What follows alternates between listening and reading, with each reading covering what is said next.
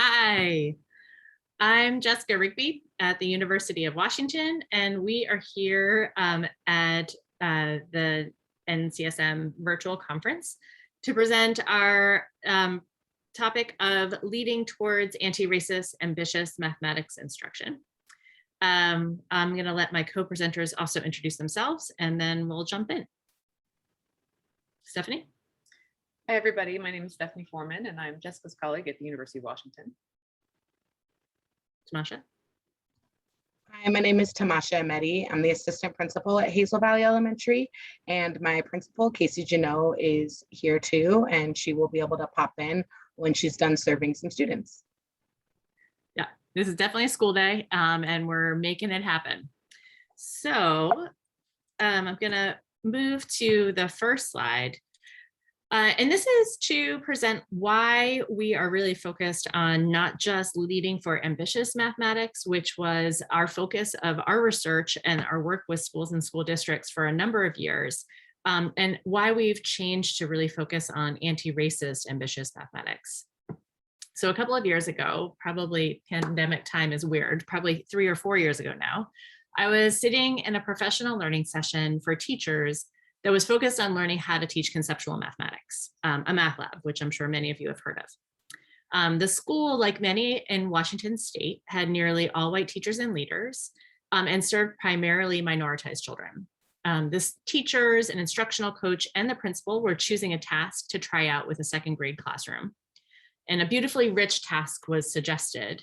The teacher, whose class we were going to go into, with a familiar skepticism, said, "My kids are really sweet, but that task is too hard." This teacher clearly cared about her students. She wanted them to feel successful and positive about learning math. And this is not a unique story. And what it tells us is that it isn't enough to make sure that teachers know how to teach mathematics that's focused on concepts rather than procedures. It doesn't matter if they know how to teach ambitious mathematics if they don't believe that their Black, Indigenous, and Latinx students are capable of rigorous thinking. Importantly, in that moment, the coach was there, the principal was there, I was there, and none of us did anything.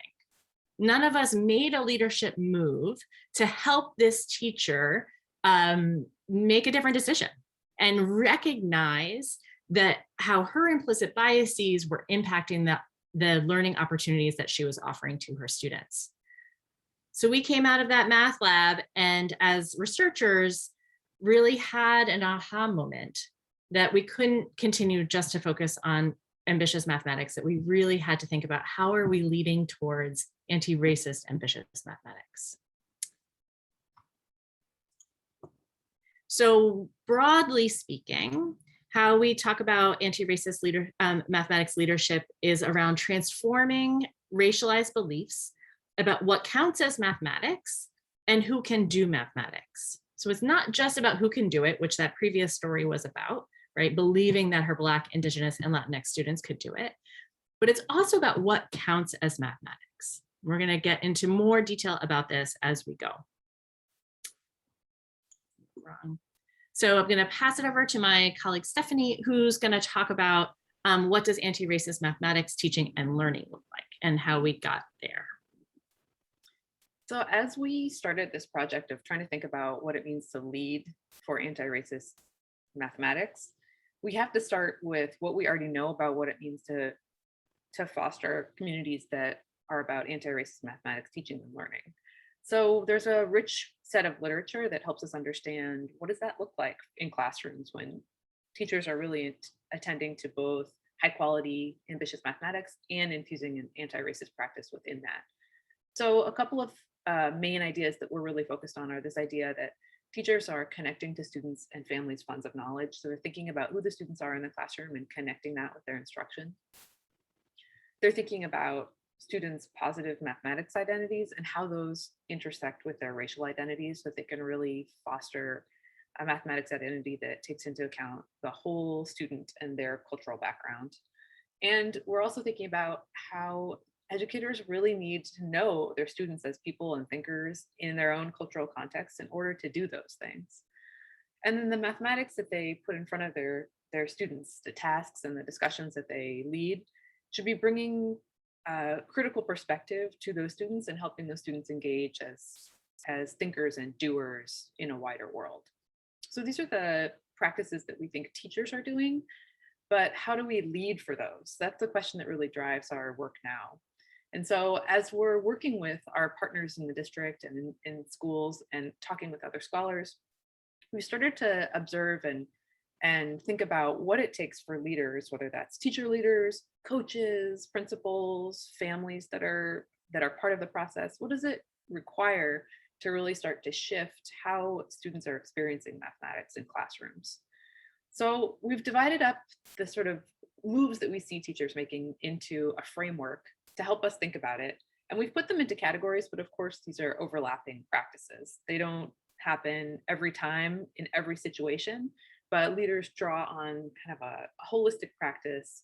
And in the moment, they make decisions about what kind of leadership move is going to help support this vision of anti-racist, ambitious mathematics. So just to give you a broad overview, we think that anti-racist framing is really critical. And what that means is it's really about how leaders think and talk about the work that they want to see teachers doing. And so, how are they talking about disparities? How are they helping teachers think about what anti-racist ambitious mathematics is and how race and mathematics connect?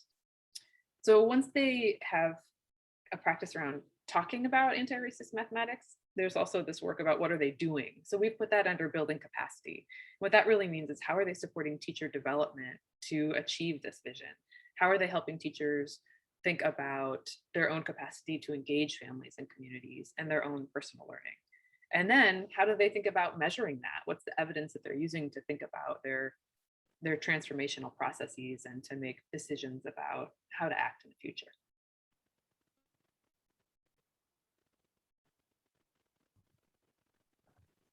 Awesome. So yeah, we would love to talk more about that in our specific context. So again, my name is Tamasha Emedi. I'm the assistant principal at Hazel Valley Elementary, but the photo that we found for this slide comes from when I was a teacher here. So I was a teacher here longer than I've been a leader. And Casey Juneau is our principal, and she's been the principal here for, I think, about 7 or 8 years. And she's been with the district, honestly, pretty much her whole life. Her mom was an active member of the teaching staff in Highland Public Schools, and she went to school here, did her teaching career here, and is now an admin here. And so we've got some really incredible, deep understanding of our students and our community, and also how it's changed and grown in Casey's lifetime here in Burien, Washington. And what we want to talk about today is really the conversations that UW has brought to light for us. So we often use the metaphor of an oak tree. And this metaphor came from the work of Adrienne Maree Brown, talking about how oak trees often survive giant storms. And it's because their roots are entangled with one another. And so while something is happening, they can stay rooted to each other. And what we've noticed as we've tried to make leadership moves to help support anti-racist and ambitious education, including but not limited to anti-racist and ambitious mathematics, is that if we don't focus on the roots of our educators and all of our staff, then they're unable to grow their branches out to these new and critical ideas. I think a lot about how leaves and branches on trees are not predictable because they follow what is like the most specific and necessary information that we have at the time. And when that resource dries up, you turn and move to the next available best resource. And if you continue to grow out and out and out, but you're not rooting deep, then that tree is going to get too big and will eventually fall over. So when we think about our specific leadership moves, as great as it is to tell people, like, connect with your students and make sure you know your families and make sure you understand like who is in the room.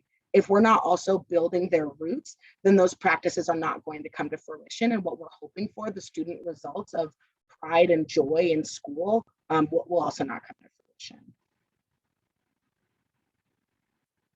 fruition. You can see that in our a lot of our data. And then what we tried out with our staff during our district initiated days, these training days before the school year, was to practice discourse as an anti-racist strategy.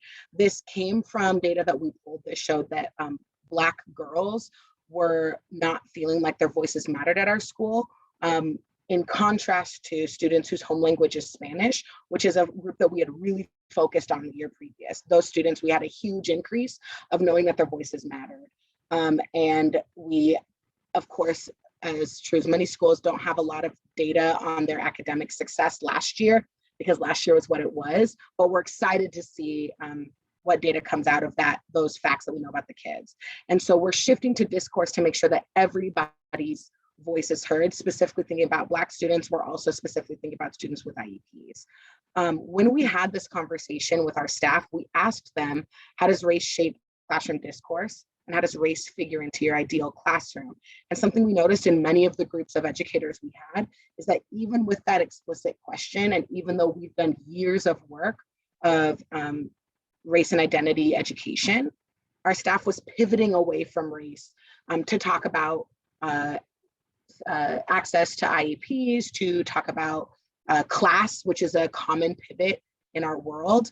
And so we know now that this is where we really want to pinpoint as we continue conversations about discourse. And of course, we are going to continue to expect some of the things that Dr. Forman spoke about, but we're also going to really do the work of diving into the roots of our staff so that they feel ready to have conversations about how race shapes classroom discourse and how race figures into their ideal classroom.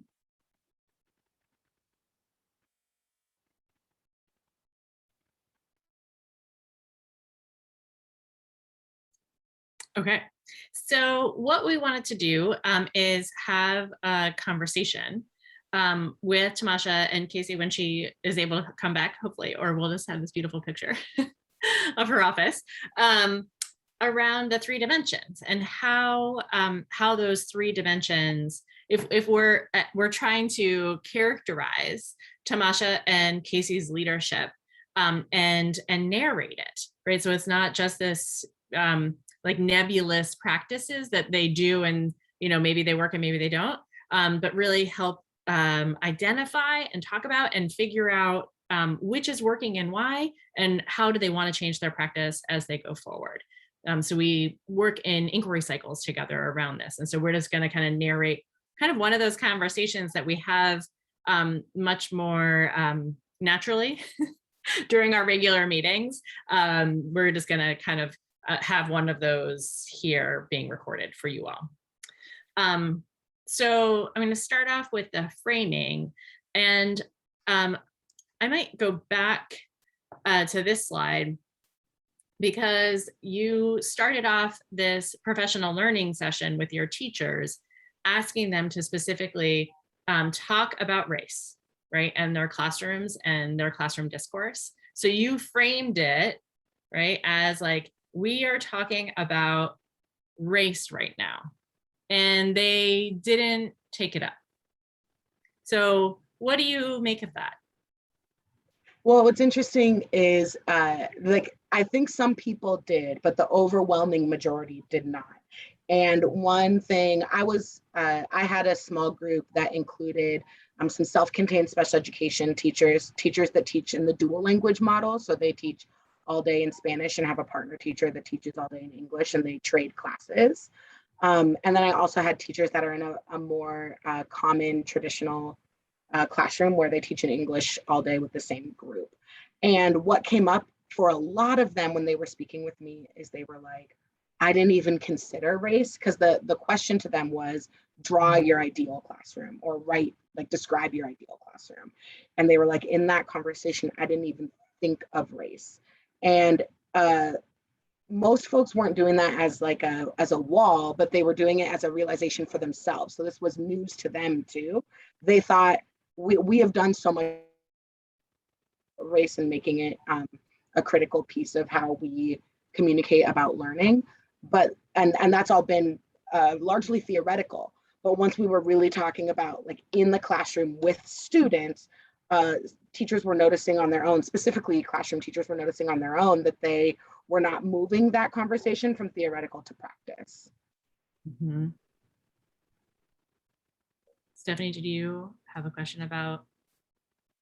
Yeah, I thought one of the things that's really hard, I think, is the idea of how we use evidence and what counts as evidence. And so I heard a couple things in Tamasha's story that were really fascinating. And one was this notion of you have some data about who does and doesn't feel heard. And you really identified Black girls as not feeling heard. And so that's an opportunity to like take that evidence and then move it into the sort of building capacity zone. And so I heard some ideas there about like, how do we take what we know and then move it into the idea of supporting our teachers to build their own skills and capacity around that. Are there other ways that you're thinking about how you're using that data to shift maybe like the school more generally, or the particular skills that you want teachers to start developing?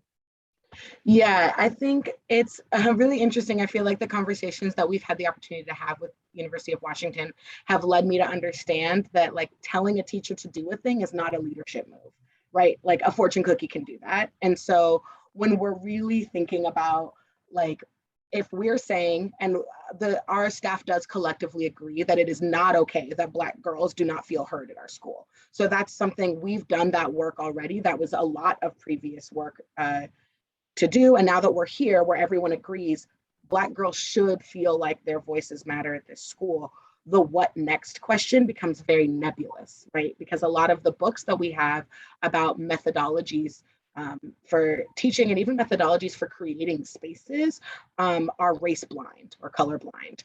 And so what that's meant for us is really supporting specifically our educators of color to rely on their lived experiences as students of color and to bring that conversation to our school. The way to do that without tokenizing educators of color, one way that we found is race-based caucusing. And so we'll start all together as a full staff, but then split up into educators of color and white educators. That was also like a long, slow process to make sure everybody understood what we're doing. And we're right now getting to the point where we would like to move on to the next step, which is that our educators of color will start collectively and then therefore anonymously writing down what they wish they would have had as students of color and like actual next steps that they can take, and asking for next steps from our white educators. And this is both going to hopefully deepen the roots of understanding that we're doing this collectively and that we want to do it all together, but also grow our branches and understanding like different methodologies of how to make sure that our spaces are supporting each of our students, including specifically our Black girls.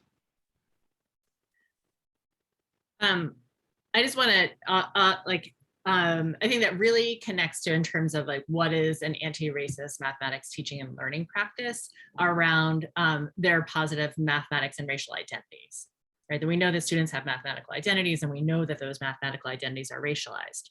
And so I do think that figuring out what those practices are in mathematics in particular is tough. And I bet that if we asked, the group of teachers of color to be like, what do you wish in mathematics? You would have been taught that would have supported a positive mathematical identity for you. They might not know because these are new practices for many of us. So do you have an idea about how you might help them imagine what those practices in particular in mathematics could look like? Yes, thank you for asking. I love this question. I feel like imagination is such a critical tool that is often downplayed when we actually get into the work of teaching. But if we cannot imagine the ideal, then there's no way for us to ever actually work up to it.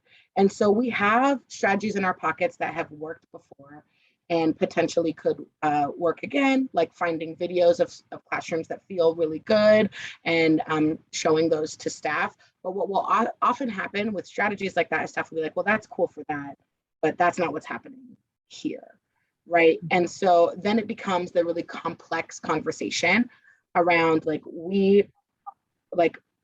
if we really believe that this is our ideal, if we really believe that the ideal is all Black girls should believe that they are mathematicians and believe that their voices matter, then what are we willing to do to create that space? And I think that oftentimes as leaders, we jump really quickly into, again, telling staff what to do, right? So if I'm just like, use instructional practices that uphold and build students' positive mathematical racial identities, like that's not an actual, like, that's not tangible as much as like, we have to examine, like, do you really believe it? Because then this notion of like, well, my students are sweet, but this task is too hard for them won't be acceptable, because we are striving towards an ideal where we actually really believe that Black girls deserve to think of themselves as incredible mathematicians and deserve to know that their voices are heard. And so it's that work of like, you can say you care, but the work of like really believing it so that we can have that imagined ideal, and then feeling comfortable and confident getting really messy, because like you said, a lot of these methodologies are new. And so if we're asking folks to try something that's new and then it doesn't work on day 3, and there are pacing guides and new curriculum adoptions and all this conversation around learning loss that happened last year, then it might be really scary to try something new and different and instead rely on tried and true methods that we know are racist. And so then it is up to myself and Casey to create an environment where it is okay to go slow so that we can go fast later, or go slow so that we can go deep. Because I don't want folks to be afraid of trying something new with an understanding that like, it might not actually work and then we'll have to change, or it might work slower than what we would hope in terms of the data that we're collecting to make sure that we're doing what we think we're doing. Yeah, and I just want to talk about something that we talked about in our meeting the other day. One of the organizational structures that you thought about going forward to engender this kind of work is to partner teachers together, to lesson plan together, and to practice the lesson. This is like built on the math lab concept, to really think through what a lesson will look like together. And then one of you sit in on their classes for like 20 minutes while they go and co-teach together, and then spend some planning time, what worked, what didn't. And then the next week, or whatever the next, number of days, go into the other teacher's classroom and try that lesson again. And again, with one of the admin sitting in for the 20 minutes or however long the lesson is, so to relieve the teacher to be able to go and learn collectively in this messiness, right? Because we know it's messy, and we know we need to try it out, and we know we need to try it out collectively. And that's really hard the way our schools are often organized. They're not organized to support that kind of collective work. And so I really want to point out this, and we're going to go back to, I also realized that I just zoomed by this slide. We can talk about that in a second. Going back to the building capacity and the organizational capacity, like how do you design schools? How you are using resources, like your own time resources, saying that I'm going to sit in your classroom for 20 minutes is a really important leadership move. I also want to call it another important leadership move around your discussion, around your choice of discourse. Your district right now is adopting a new literacy curriculum. And we all know that when you adopt a new curriculum, all of your focus is on that curriculum. And so what's happening in a lot of places is that they're kind of forgetting about math, right? But we also know that you can't forget about math. And so the way that you have figured out how to maintain a strong focus on anti-racist mathematics is by drawing on discourse, which is also a core part of the new literacy curriculum. So you are really thinking about organizational coherence for your teachers. So they're not trying to do 15 things. They're trying to do one thing, and they're doing it in different ways in different disciplines, but they're doing one thing. So they're not feeling overwhelmed. And it's this like the organizational coherence for the experience of teachers matters for also for the experience of students. So I just want to say that's a really strong leadership move that y'all are making. Well, thank you very much. And yeah, I think that the one thing that these multiple global pandemics have taught us is that none of our problems are new. They just got very magnified. in the last year and a half, 2 years. And one of the big ones that we decided to focus on as a school is that curriculum comes in, like research is continually updated. And so like, what can we always root in while things are changing around us? Now, apparently like teaching in person versus teaching online is now flexible. And so with all of these things that are so flexible, what is rooted and grounded? And what's rooted and grounded in our community is that every student deserves access to high quality education, and that the history and the pillars of public schools are racist. And it is our job as folks that now serve in public schools to specifically interrupt racist practices, right? I think right now it's a big buzzword to say anti-racist and equitable, but specifically with anti-racist, the conversation that Casey and I are always asking staff to consider, and something that we're considering too, is if you're calling it anti-racist, what can you name that you are interrupting? Like, which racist practice are we interrupting? And so in this situation, the racist practice we're interrupting is a sense of urgency.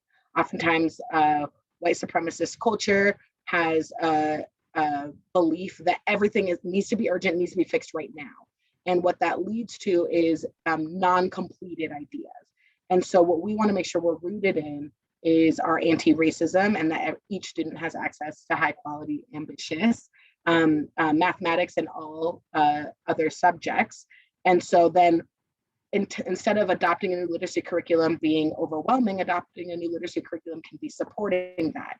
Instead of continuing with an interrupted adoption of a new math curriculum, that's now connected to what we're rooted to. Switching from online to remote for the safety of kids is connected to what we're rooted to. And so like you said, instead of it becoming a million different things, it all gets to the trunk, and it's all deeply rooted, not only to the earth, but to each other. Yeah. And I think just to make a connection also to the framework, we are really working hard on this framework to not be hand wavy, like, let's be anti-racist, everybody, because what does that mean, right? And it also, by not being specific enough, anyone can be an anti-racist leader without actually changing their practice. And we know we all need to change our practices, right? And that's like one side is this hand wavy, and the other side is like the check boxes. A lot of folks, often white folks, are like, give me a checklist, tell me what to do. I want to be anti-racist. Tell me exactly what to do and I will do it, and then I'll be anti-racist. But we know that these practices are not checkboxes, right? So we are trying to land with a framework in the middle of this around being precise around what these practices could look like, so it's not this hand wavy, right? So it's not anything counts, right? That you are disrupting racist practices, but there isn't like a directive around how to do that, because our context matters, we matter, our teachers and our students and their histories and the history of our place, like those matter. And so we can't have a checkbox for everyone, sorry. So that, or for anyone for that matter. So the framework is really working at trying to be precise and providing precision around the leadership practices in order for us to be able to envision and work towards, while recognizing that this is a lifelong process and we're never going to arrive. This is a journey. And so, you know, we're all at different points in this journey. But again, the journey is, we're never going to arrive at a destination because it's a lifelong learning and lifelong process. Yeah, I 100% agree. I think that if we could, like, to-do list anti-racism, then our world would already not be racist. So it's always going to be more complex than that.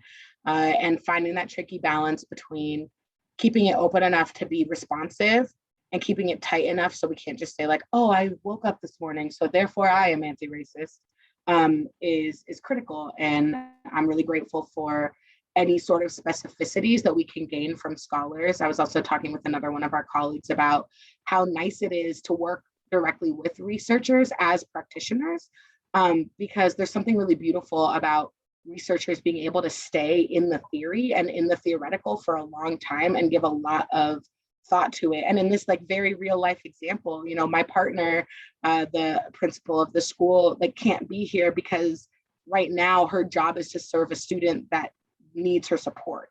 And so being able to partner with folks that can give this deep thinking work, but then instead of giving us a checklist, which is not what I'm interested in and not what's going to be helpful for staff, giving us a way to think about how we move forward with our tools, how we move forward with our routines, how we move forward with our meeting times together, so that each action that we do becomes anti-racist and leads to ambitious work. Awesome. Tamasha, we have kept you 10 minutes beyond. You have a meeting 10 minutes ago. Again, here we are. It's life. It's school. So we're going to end there and give, I mean, I could also go on about how our research doesn't matter unless we're working in partnership with you. So I'll just say that like, we know we can exist in theory and then it just stays in theory. So we are so grateful to work in collaboration with you all. And it just makes the work so much more rich. It makes my heart so much more full. So it's really important for us to work with you. Here's just this is my contact information, and I can connect you with anybody. That is a link to our framework. I made it into a tiny URL. So we just called it anti-racist framework, which is a little bit general, but hopefully that will be an easy thing that you can't click on so you can remember it. And that's our website, which also has a link to the framework. It's education.uw.edu. It's SLMI, which we call SLIMY, which is Systems Leadership for Mathematics Improvement. Okay. Have a great conference, everybody. Yes, thank you. An honor and a privilege. Bye, y'all.